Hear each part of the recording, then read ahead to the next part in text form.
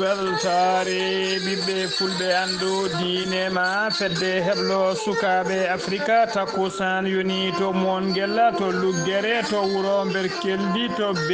beydi to wendu ɓulɓe to wuro seeno to guesela bamum soodi to winde jamme to hayre ndayi to lawol palol to wuro guijile ko on takkusan juula ha e nder galle ibrahima abouba to legal jamweli likseba gorgole ko taari ɗum kala ene jeeya e gardidi kabaruji men to leydi Mauritanie ma jaaha to likseba kalen e udditgol magasin oɗo magasin taw ko hono ngollo lawol gadnol hono mo udditede nder likseba ko fati e magasin jeeyowo semence uji woni awɗele leɗɗe e awɗeje ligguimaji kewɗi e nder wuro ngo to leydi Sénégal legal bitengal Pixine ko legal tawategal e nder legal bitengal Tivaouane Peulh to Dakar ko legal tampugal hande to banggue coupiraji courant to leydi Mali colonel Assimi Goïta gardiɗo CNSP o ardima ñalawma hanki o waɗi discours makko ko fati discours de la nation ko fati mawninde manditare battore duuɓi capanɗe jeegom ko leydi Mali hende pendance muɗum to leydi Côte d'Ivoire Pascal Affique Ngassan tawti landaji ɗiɗi lunda namdiɓe kay e oɗo saaha joni wadde ko wiyete désobéissance civile hadde Alassane Mani Ouattara jeeyede e mbiriji gemmantoɓe sungoji ardade leydi ndi to leydi Togo ko police Molomé fawi juuɗe mum e fedde wuyɓeɓe hinde braquer uji tampinnoɓe lamorgo leydi ndi bisimilla moon e kitti hotodirte joni jañoɗen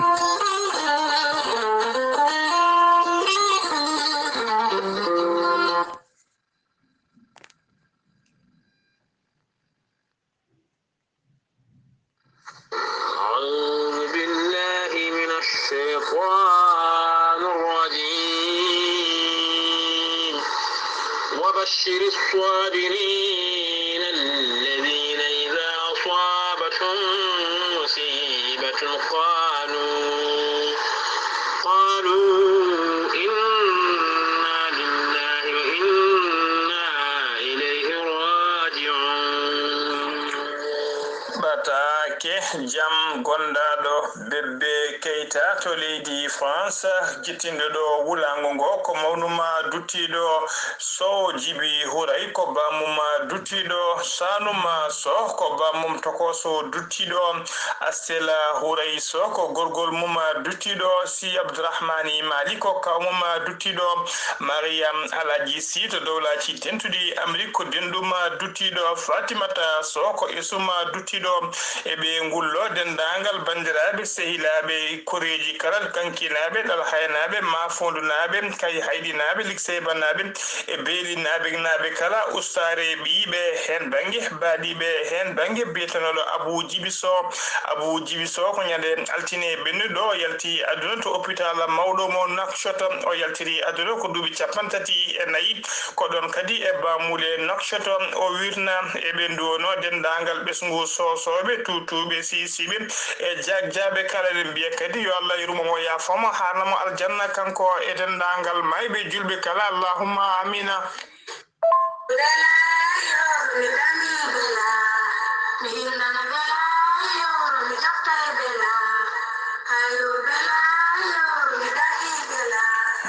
batake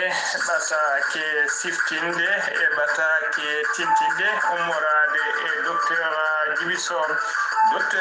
Djiby Sow ko wittiyanke ko safriyanke safruji fina tawa docteur Djiby Sow ko labɗo reedu malaɗo wune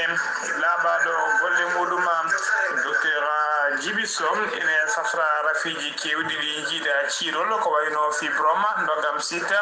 ko wayno kyste e rafiji rewɓe ronkuɓe sowade e rafiji rewɓe wonduɓe ellaji musli kala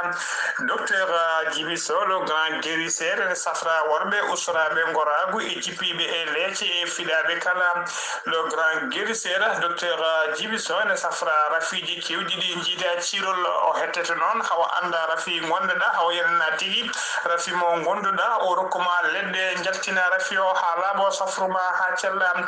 docteur Djiby Sow le grand guérisseur ne udditi base mum mawɗo to juma kala gardo noon ha to juma to radio ngatamare tawte to jum eto étage radio ngo tawte ɗo sa ngabbi ha 3e étage ma taw ɗon cabinet docteur Djiby Sow so tawi kadi a ari ha to kidira to galle almasara to galle makko tawi waɗɗani juma mawka mo kidira waɗɗani galle maire mo kidira ma taw ɗon base docteur Djiby Sow le grand guérisseur Djiby Sow e oɗo saha joni omo tawi tigi e nder Dakar lamorgo leydi Sénégal so tawi a ari ha to leggal yaraha tawa kadi waɗɗani juma ceerno Hadi Niassa ma yiɗon étage goto ko 2e étage ko ɗon docteur Djiby Sow tawate kanko le grand guérisseur docteur Djiby Sow kala jiɗɗo ko ɓuri ɗon labde mbatta 77 244 92 81 walla mbaɗa 78 353 28 92 so tawi ko yiɗɓe hebde mo to banggue WhatsApp mbatta ko 00 223 70 85 70 85 72 47 docteur Djiby Sow le grand guérisseur ene wiye on yen baddu dando faade makko.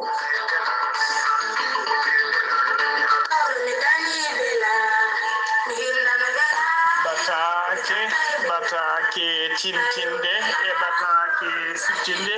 ummorade e ceerno Djiby Sy ko lasrariyanke laaɓaɗo golle mum ceerno Djiby Sy ko laaɓaɗo leɗɗe bawɗo golle mum malaɗo wone ceerno Djiby Sy ene safra rafiji kewɗi ɗi jiida kirol ceerno Djiby Sy hutorto ko lasrari tawa kadi ene wondi e leɗɗe ceerno Djiby Sy ne jogui leɗɗe safroje fodde sappo e tati rafi comiɗo e ɓandu neɗɗo ko wayno rewɓe wonduɓe e ellaji musɗi e rewɓe wuttoɓe e rewɓe deedi musuji yantude e rewɓe deedi tuƴƴoji e rewɓe kadi ronkuɓe sowade ha worɓe ronkuɓe ɓesnude kala ceerno Djiby Sy ene jogui kadi leɗɗe safroje safroje fodde sappo e jeenayyi rafi comiɗe e ɓandu neɗɗo so tawi a yari ɗen leɗɗe maɗi jaltima ha laaɓa ko wayno ɓen wonduɓe keeceje musoje koyɗe musoje worɓe usraɓe goragu jippiɓe e leese ha e filaɓe kala ceerno Djiby Sy ene safra yimɓeɓe hakkillaji mumen beñi wonduɓe hendu wonduɓe signere e yimɓe kadi e kala saaha yanoɓe barogal omo safra juumen ha cella tawa kadi ko hatumeje e lasrari wondude e leɗɗe o safrata juumen ha cella ceerno Djiby Sy ko neɗɗo newiɗo no fewi so tawi are makko kala no buuɗi ma foti no doole ma foti kanko ceerno Djiby Sy omo safruma ha cella hay sinno ala hay mbuuɗu so yananama tigui ka miskino Allah ala hay mbuuɗu ene jarnimo sodde leɗɗe makko e wadde gandal makko o safruma ha cella ha jiita hoore maɗa ceerno Djiby Sy ene andine dendagal bandiraɓe base makko mawɗo tawte ko to Nouakchott laamogo leydi Mauritanie to jeere nettek sa ari ha ɗon so tawi a noddi 48 62 54 07 ma hawre almudo makko biteɗo ceerno Hamdou Ndongo walla mbaɗa 32 62 04 99 ko miñi koko almudo makko ne wiye ceerno Alassane Sy ko ɓen goni en permanence ɗon to base makko to Nouakchott udditowo kala subaka so ngal 9h ha yetto 19h woni futuru so wonano ñandal juma ko 9h ha midi ceerno Djiby Sy noon kañum jooɗaki e kala saaha ko baɗowo jilluji mum e kala saaha ko nelateɗo ko nelanteɗo ko noddeteɗo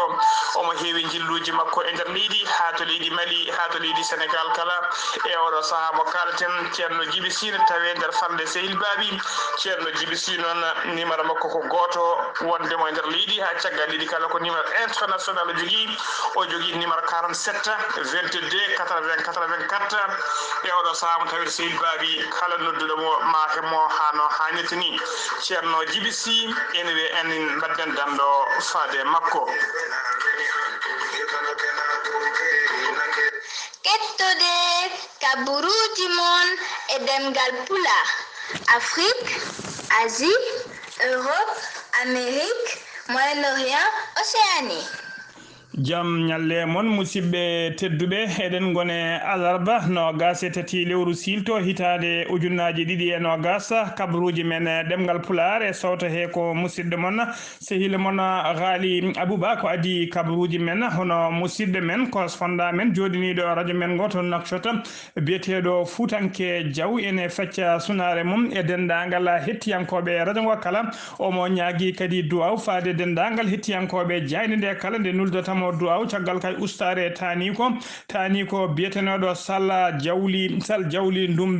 jawli ndumbe non ko talata hanki o yalti aduna to windinga ko alarba hande o to windingo ɗo no wirna eɗen mbiya tan yo Allah yurmomo yafoma harnamo aljanna kanko e dendagal mayɓe julɓe kala allahumma amina ha joni kabaruji men e demgal pula to leydi Mauritanie puderden no mbirunene gardini kabaruji men jaaha to Likseyba gorgol to wuuro men Likseyba gorgol udditi to nona boutique patamli mijo tawa kadi ko gollo woni lawol galwanigol e on fannu boutique kay e on fannu ene uddite to on boutique non ko yeer ko fate semence woni tigi awdele ko fate giley ligimaji ha e fruiji ko dum woni ko yeeta e ko fati kadi e geden tawa kadi ko produit ji baroji kullon nyaamu wona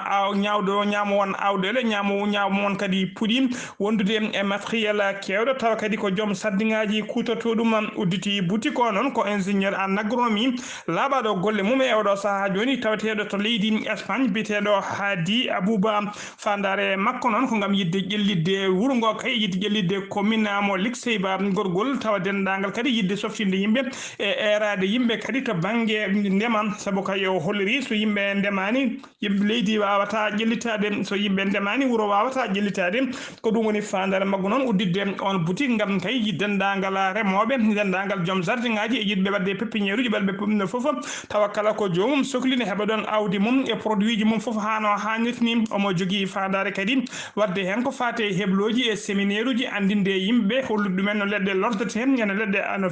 livruiji e legumaji hono gawirte omo ɗamini kadi wadde pépinière ji pottama lemijo e nder wuuro ngo kadi ko fati e leɗɗe taw ko leɗɗe besnoje tawa kala cohluɗo lekki ene heɓa lekki mum o walla ɗum kadi walla heble kadi hano lorri lekki tawa lekki kine wuura hano hanirni boutique o noon wiyete ko Frama boutique ene tawe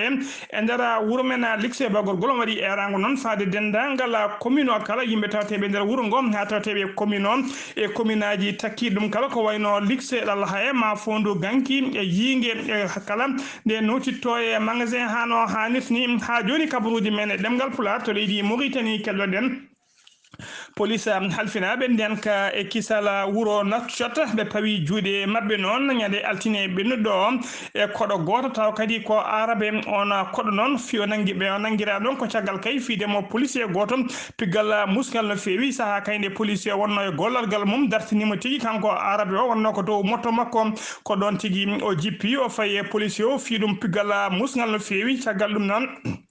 yimɓe hewɓe noon teskima tigui piggal ngal saabu dare hannoɓe kala darima ɓe hen jaltini téléphone aji min gone filmude ko ɗon noon police dettini wawi kay arde ɓe nangui oɗon arabe yimɓe hewɓe kadi kolori wonde arabe badɗo ngallo baɗalo ko Égypte najo ha joni ko leydi Mauritanie kedɗon kana Ousmane Mamadou ko jagorɗo kalfinaɗo faggudu e nder leydi Mauritanie woni ministre des affaires économiques talata hanki o ardima batu patam limingo to palais congrès yesso wiyeteɓe les partenaires techniques et les partenaires financiers wonɓe nder leydi Mauritanie Mujibou Batungu non ko habrudeɓe e fammindeɓe kay e ɓoore Mohamed Cheikh El Ghazouani hoorejo leydi ndi ƴetti ko wiyete plan de relance économique tawa kadi ko e ɓoore yidde kay ƴetlidde leydi ndi kay e yidde wedde junggo faggudu leydi ndi ha leydi ndi wawa ummitade caggal kayde mborosa coronavirus ferino leydi ndi ferino faggudu leydi ndi ha murɓe leydi e oɗo saaha joni plan de relance o noon holliri tigui woni tigui plan de relance économique kanko hoorejo leydi ndi o inniri ɗum comme priorité woni haajuji makko haajuji makko ɓurɗi jojjude holliri noon plan de relance économique mo e ɓoore hoorejo leydi ndi ene namdi koppereje kewɗe no fewi saabu mo sohli nogas e nayyi piccalde milliard uguyata ko e mairie woni haalis e limore hesere nde so tawi koye limore hiinde nde ko temedde capannayyi milliard franc CFA ko ɗum woni ko sohli e oɗo saaha joni gam yidde ƴellidde faggudu leydi ndi on haalis noon ene qiime tigui ha 8,5% e PIB leydi Mauritanie o sohli noon ko ngal ɓanno ko ɓuuri yawde e yaccade beele ɗen koppereje ne mbawa renditede mbawa rendinede mbawa kadi fabade faggudu leydi ndi ɗo e lebbi 3 woni tuggi hitande gonnen 2020 ha yetto 2022 beele kay on plan de relance économique ene wawa ƴellidde faggudu leydi ndi faggudu leydi ndi mo coronavirus feri noon e oɗo saaha joni noon hollirama tigui ko faggudu leydi ndi koɓe keeɓi perte kay taw ko perte ko fate recette fiscale ene qime ha 25% recette fiscale fade kene qime 3,3% PIB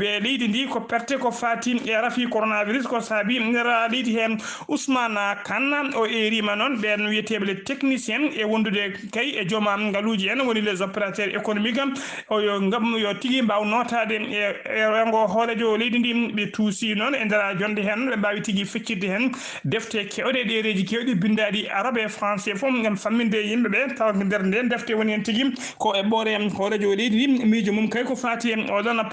plan de relance économique mo inirime priorité ha joni ko leydi Mauritanie keddoɗen jen ha to wuuro Boutelmite ñande aleta bennuɗo ko policier goto taw kadi koye policier ji nuldunoɓe toon yonde en ko fati e kawguela baccaloria e nder ɓen noon ko hen policier goto tawa e nder galle mum wasi fittade mum kanko policier noon hollama tigui ñande alete nde o ari tigui to kawguel guel wona to woni toon ha ñalawma o woɗɗoy o fati galle makko caggal ɗum noon kikiɗo yiya kadi yaha jamma ko ɗon tigui ɓe jeehi galle makko ɓe tawi o wondani e wonkide losgoji mbaɗa hen noon hollirama tigui ko maskoura ko kañuma yooɓi fittandu makko ha joni ko leydi Mauritanie keddoɗen Sidi Oula Zahaf ko directeur kalfinaɗo ko fate cellal aade leydi ndi o holliri tigui wonde nder waktuji nogas nayyi ɓennuɗi ñalawma hanki o 1,6 neɗɗo tumanoɓe ko fiɗaɓe coronavirus kolkisama e nder holkiso he noon hen 19 tawama e jaati ko fiɗaɓe e nder ɓen noon kadi e nder ɓe cellaɗo ɓe hen 34 o kepti cellal mumen ha no hannirtini tuggi ko rafi coronavirus naati leydi Mauritanie faade oɗo saaha joni ɓe jaaɗa ujunnaji 7 yimɓe tato winditiɓe doggol hen ujunnaji 7 hen ujunnaji 7.1 neɗɗo kepti cellal mumen hano hannirtini 160 kawri hen ela dial te heddi e oɗo saaha joni ko 231 neɗɗo heddiɓe cellani e juuɗe safroɓe so tawi noon ko 19 hesɓe yitaɓe hanki wonduɓe coronavirus koni doggol mabɓe lelori wuuro Tembedara heeɓi neɗɗo goto Rosso heeɓi neɗɗo goto Zoyrata ko neɗɗo goto Nouakchott legal Lixar ko neɗɗo goto Tafrak Zeyna heeɓi neɗɗo goto Dar Naim ko neɗɗo goto Tayareta ko yimɓe jeeyo legal Arafat heeɓi yimɓe tato legal Ilmina heeɓi neɗɗo goto legal bitegal Riyad kañuma heeɓi yimɓe ɗiɗo ha joni ko leydi Mauritanie keddonen e nder waktuji nogas nayyi ɓennuɗi hollirama tigui toɓoji kewɗi ndiyam caami e nder yoga e région ngaji tawtiɗi e nder leydi he so tawi en dokki yeeru yoga e région ngaji woda ko limtuɗen hen tan e guure toɓade ko wayno Lixeyba gorgol ko wayno région de Gorgol ma jaa ha to Lixeyba ko 5 millimétre heeɓi wuuro Zereyka heeɓi millimétre uji 10 Mbour ko 15 millimétre to wiyete Suufa heeɓi 52 millimétre wuuro Jewol heeɓi 11 millimétre wullo Rami heeɓi 10 millimétre uji 5 Gourdiouma heeɓi millimétre uji 10 Ganki ko 6 millimétre Mongel ko 6 millimétre to wiyete Meyet ko 28 millimétre to wiyete Boudami ko heeɓi 35 millimétre Wadjo Bosoyaɓe ko millimétre uji 9 to wiyete Magam ko millimétre uji nogasam so tawi jeehi to région mo Asaba wuuro Kifa heeɓi 50 millimétre to wuuro witengo Meysa heeɓi 50 millimétre Kandra heeɓi 40 millimétre Darel Avia heeɓi 35 millimétre Barkewol heeɓi 23 millimétre Barkewol Lakhdar heeɓi 43 millimétre Guérou heeɓi 32 millimétre Reyva heeɓi 33 millimétre so tawi jeehi ha to Adrar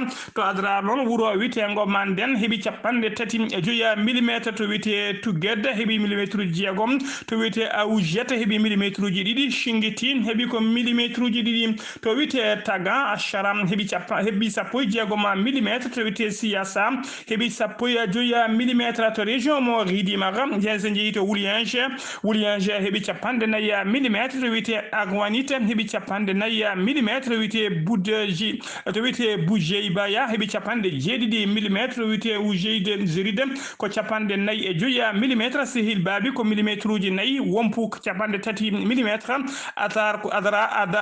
ar to wuro witengo ar kono gasa tati millimétre e hela samba ko capande tati millimétre to wite jallo ko millimétre uji jeegom hebi to wite bul to wite wul bonni e wul benni e debeya capande nayi millimétre wul bonni soninke ko capande nayi millimétre ta short ko cappo joyi millimétre taguta la ko sapande tati e joyi millimétre to wite jila yeba ko no gas jeegom millimétre to wite sange jeeri ko millimétre uji no gas to wite bulla haya ko no gas nayi millimétre ngabu ko cabantati e jeegom millimétre to wite jungturu hebi no cabantati e joyi millimétre ha joni kabaruji men demgal pula to leydi Mauritanie kedon gen ha to ayuna to boji saket tobdito nam sabima kay hanedo goto wasi hen fittanu mum on basdo fittanu mum ko jamgel ji wonde yani e makko non tawa kadi ngel yani makko ko sara aéroport wurongo ko don wasi fittandu makko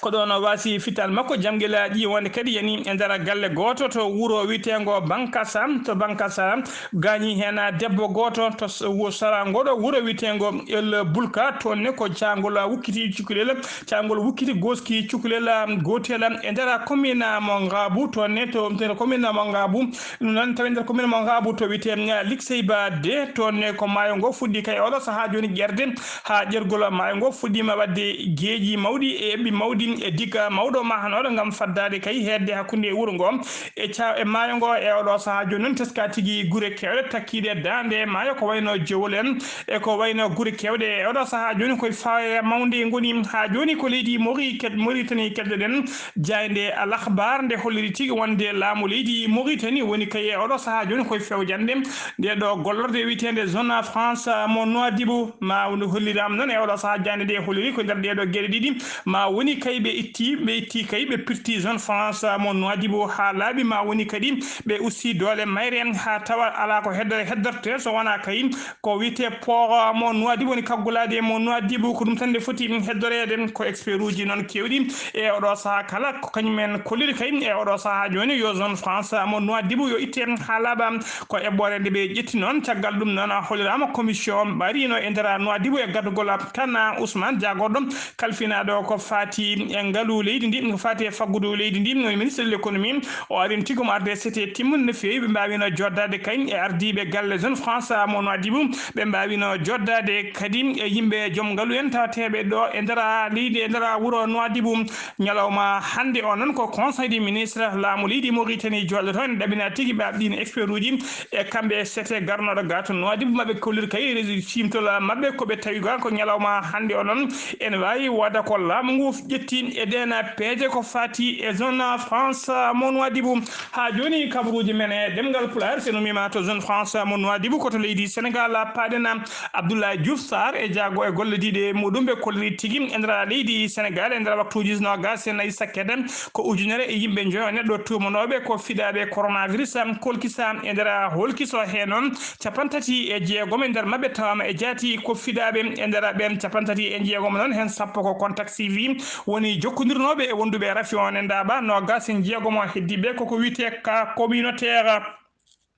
be kolleri kadi e ndara be cellano be hen capande jeenayo e jeejude kepti celal men hano ha nefni parti galleji men no gase tat non ene tampina feyi ma ballite to bange fofango o holleri kadi neddo goto wasi fittade mum hawri hen la jalta ko rafi o yobi fittade mum e odo saha joni tuggi ko rafi coronavirus naati leydi Sénégal woni gila 2 mars faade odo saha joni leydi ndi ne yare sappo ina ujunere e temedde jeejude capande jeenayo e yimbe joyi woni tibe doggol e ndara mabbe non hen sappo go ujunere temedde jeejude sappo jeetato kepti cellal men hano hanit ni temetato e dido kawri hen la jall ujunnaaje didi temedde jeejude capande jeejude tato nana keddi e juude safrobe ha joni ko leydi Sénégal kedden gen ha to legal bitengal apixi non ene tawi ko e ndera tiwa wona pela ene tawi hen apixi non ko legal bidana tawa kadi ko burgal tampude e odo saha joni e ndera Dakar lamorgo leydi Sénégal sabu non teskama tigi e der legal hen e odo saha kay kay teskama ko famdi kala nyalawma kura legal ngal ene yaha fodde laabi sappo e ɗiɗi ha laabi sappo e joyi e kala nyalawma e oɗo saha noon teskama yimɓe hewɓe joguiɓe des appareils électroménager woni tigui guila e joguiɓe frigoji ha joguiɓe ordinateur uji joguiɓe télévision ngaji téléji kewɗi e oɗo saha joni téléphone aji ordinateur uji puɗɗima bonde toon saabu kay coupiraji courant ɗi hollirama noon e sahani courant kuppata so tawi a ummima e jonde maɗa fayi kay gam yidde débranche de congélateur ma walla yidde débranche ude télévision maɗa ko adi kada yetto taw kadi courant o artida e doole so tawi kadi a wi aɗa jottoyo ne mbiyata aɗa jotto kadi tawa courant wi melset yeehi lawol mum e oɗo saha joni ko ɗen caɗele goni toon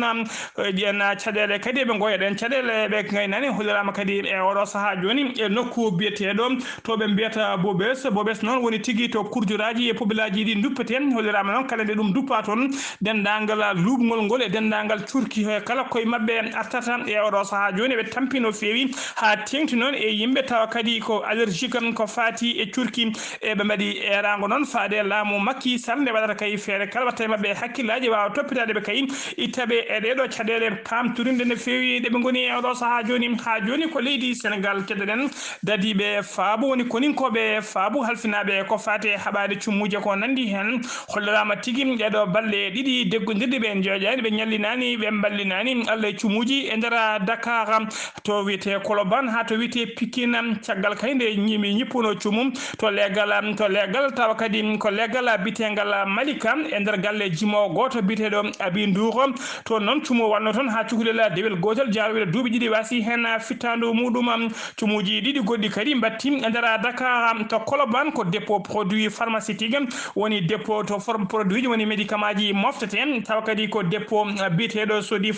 Sobi Faram ko kañum tigui sumi toon Sobi Faram noon tawe tigui nder Colobane sumi hen cumi musku no fewi ñande alarba hande o subaka law walla mbiyen guila ni e niɓɓel subaka koninkoɓe jenggi e noon ɓe hippiri jenggi he ko juuti ko adi kay keɓe mbawa folde cumu ngu ha e oɗo saha joni noon andaka taw ko boni hen kono foti kantinaji ɗiɗi kadi juɓi boni kantinaji tati cumi ha wonti ndondi ha jaadi e curki to jeere tawa kadi ko to wiyete jeere senga woni marché de zenga ɗum noon koto Pikine nguna cumu noon jenggi e ummori tigui ko nder dépôt goto tawa kadi ko dépôt jeeyowo essence woni tigui kuɓam ko toon cenge gue fuɗɗori hollirama noon e oɗo saha joni noon cummuji ɗi ɗon cummuji noon hollirama kantinaji tati cumi hen ha laaɓi cummuji ɗi noon fodde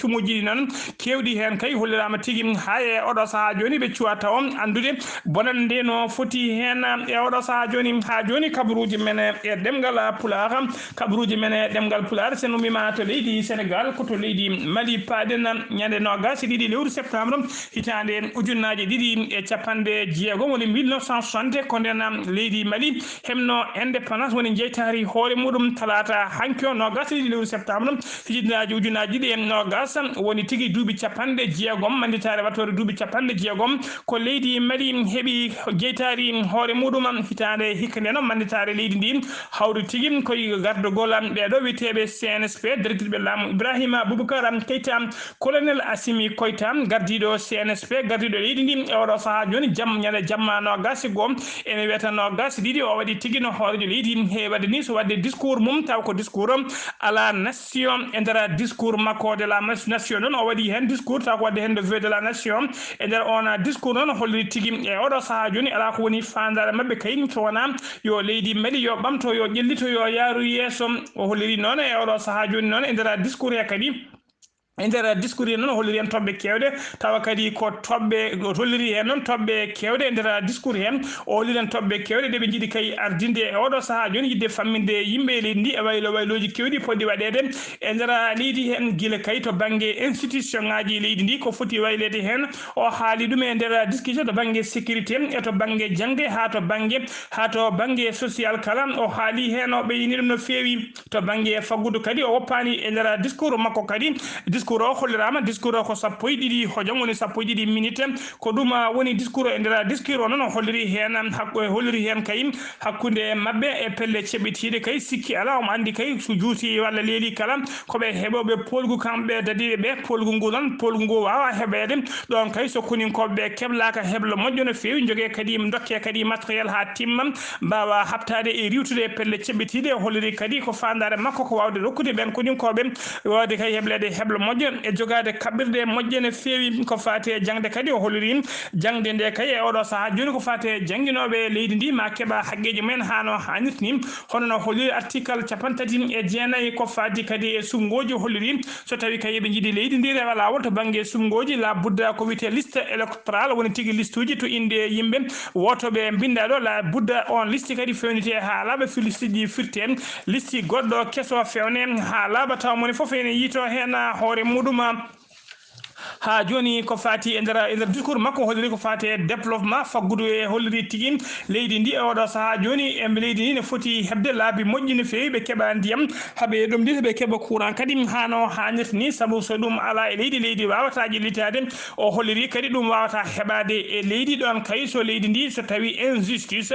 ene tawi e nder leydi siftinde o noon kanko colonel Assimi Koïta ko kanko woni e oɗo saaha joni kanko waɗa kay ko wiyete vice président woni cukko hoorejo caggal kayde hoorejo transition suba tawa kadi ko biteɗo bandawo gonnoɗo ministre des affaires ministre de la défense ha joni kabaruji men e nder leydi Mali ñande aljuma ɓennuɗo to ministère des affaires étrangères mo leydi Mali ɓe ɓayinino communiqué mabɓe e nder radio e nder télévision leydi ndi yidde wadde erango faade dendagal ɓen gonnotoɓe e laamu joguinoɓe passeport uji diplomatique e passeport uji service kene jiime ha temedde tati passeport kamɓe kala noon ɓe noddama nde ɓe gartirta ɓe joƴƴina ɗin passeport uji ha tengti noon kay e ɓene e oɗo saaha joni nattuɓe gollade ittaɓe ha laaɓi e golle mumen ɓe kolliri noon délai o wonno tigui ko ñande altine ɓennuɗo wonno dernier délai mabɓe hollirama noon e oɗo saaha joni ko 1jeetati passeport fuɗɗi artude ɗina 1jeetati passeport puɗɗiɗi artude noon hollirama hen 95 passeport ko passeport diplomatique nogas e tati keddiɗi ko passeport uji di service kamɓe ardiɓe laamu ngu no e oɗo saaha ɓe kolliri tigui so délai o timmi so tawi kay heddiɓe passeport uji gartirani ma nodde service yaltu andinde kay wonde dendagal ɗina passeport uji kala natti hutorede natti gollorede kala garɗo to boowal laaɗi diwoje walla to frontiére ne jogui on passeport yo jomum wa teeɓe rewne lawol siftinde on noon laamu leydi Mali jogui ko 3 passeport diplomatique e passeport de service ha joni kabaruji men e demgal Pulaar so numima to leydi Mali ko to leydi Côte d'Ivoire paɗen Pascal Affinguessan ko goto e mbiriji tawa kadi koye jaɓanaɓe ɗereji mumen ko fati e gembeniɓe sumgoji hoorejo leydi kanko Pascal Affinguessan noon ñalawma hanki o waɗi tigui conférence de presse to siège landa makko to Abidjan lamorgo leydi ndi e nder conférence o noon holliri tigui ko tawtoyowo landaji lunda kay ko fati e erango oɗo biteɗo Henri Krombeji ko fati kay koɓe mbiyata désobéissance civile woni kamɓe kala ɓe ndenta ɓe mbawa